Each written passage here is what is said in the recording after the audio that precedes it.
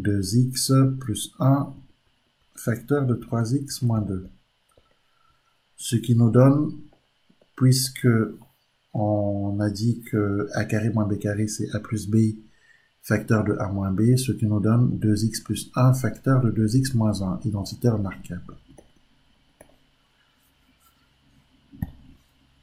Alors j'efface ici.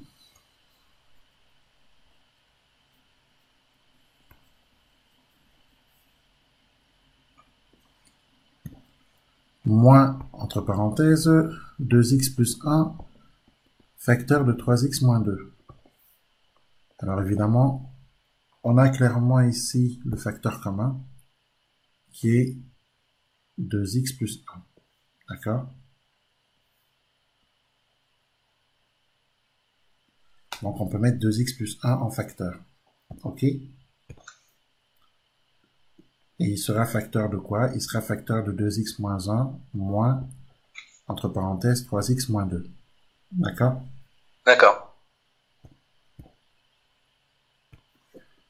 Donc, on a 2x plus 1 en facteur 2.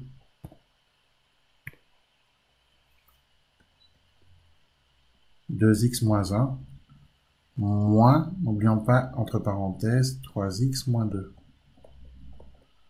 Voilà. OK.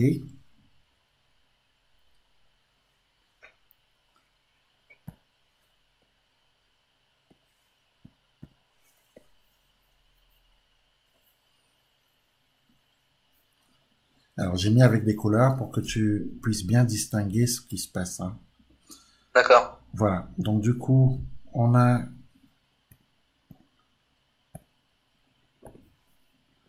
grand A qui est égal à 2x plus 1 facteur de 2x moins 1. Alors, le moins qui est ici, il va changer 3x en moins 3x. Et il va changer moins 2 en plus 2. D'accord? Puisque le moins devant une parenthèse change les signes. Donc, ça nous fait 2x plus 1. Facteur de 2x moins 3x, ça fait moins x. Moins 1x, donc moins x. Et puis moins 1 plus 2, ça fait plus 1. Voilà, on a factorisé. Donc ceci, c'est l'expression factorisée de grand A.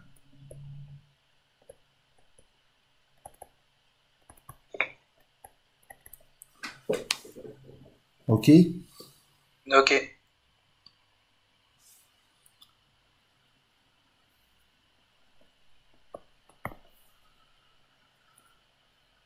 Troisième question.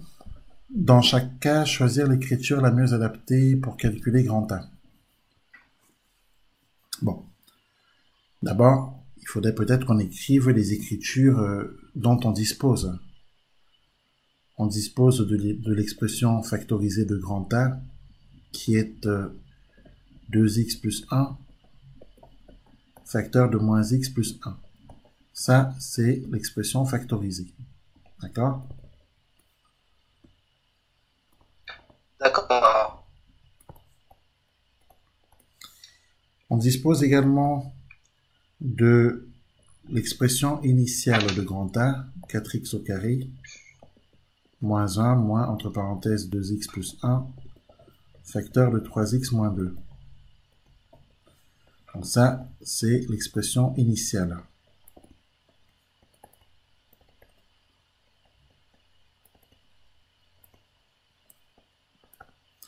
D'accord? C'est celle qui est donnée dans l'énoncé. Ensuite, on a l'expression développée de grand A qui est ici, hein, puisque on avait développé puis réduit grand A tout à l'heure.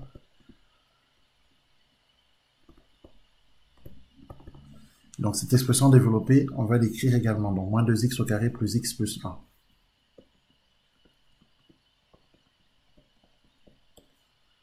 Voilà, et ça c'est l'expression développée.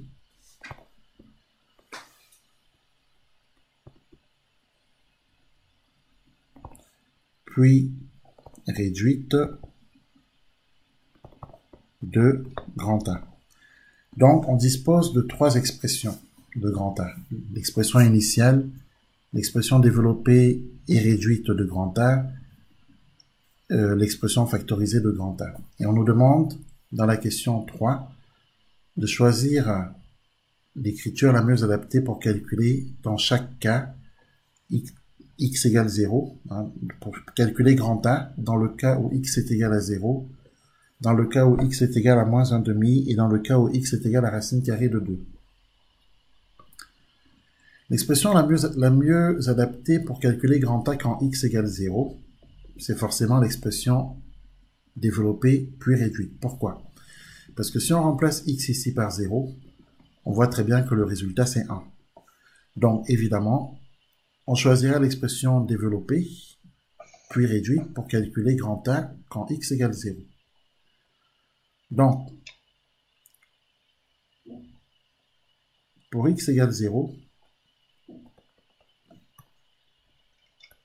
l'expression la mieux adaptée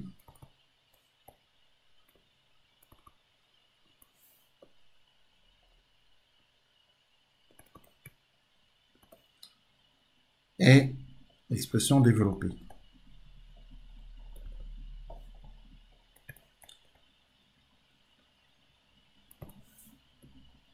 Et réduite de grand A. On a grand A égale moins 2, on a pour x égale 0,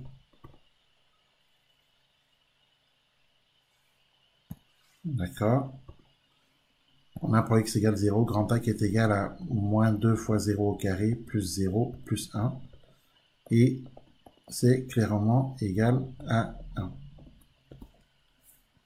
Ok? Ok.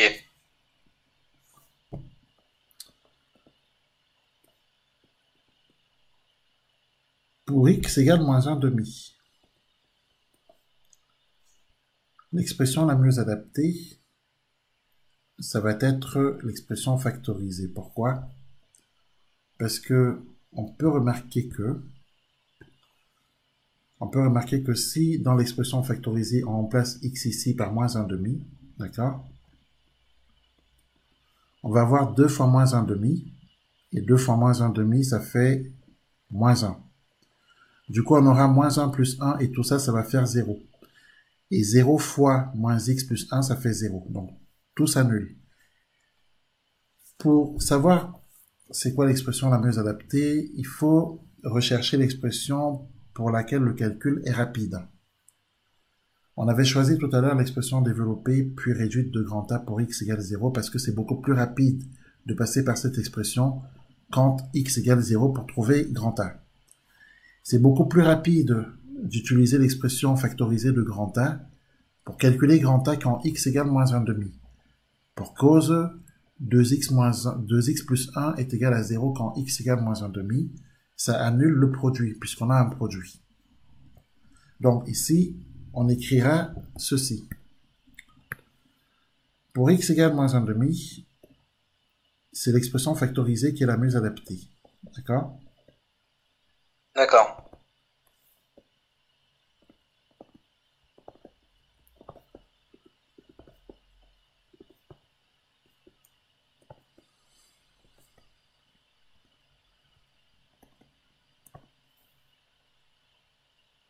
Voilà. On a pour x égale moins 1 demi, grand A qui est égal à 2 fois moins 1 demi plus 1 facteur de moins x plus 1, donc moins 1 demi, moins 1 demi, donc plus 1 demi plus 1. Grand A est clairement égal ici à 0 facteur de 1 demi plus 1.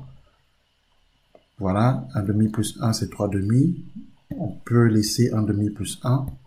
Ou alors on écrit 3 demi, peu importe. Dans tous les cas, ce produit s'annule. Voilà.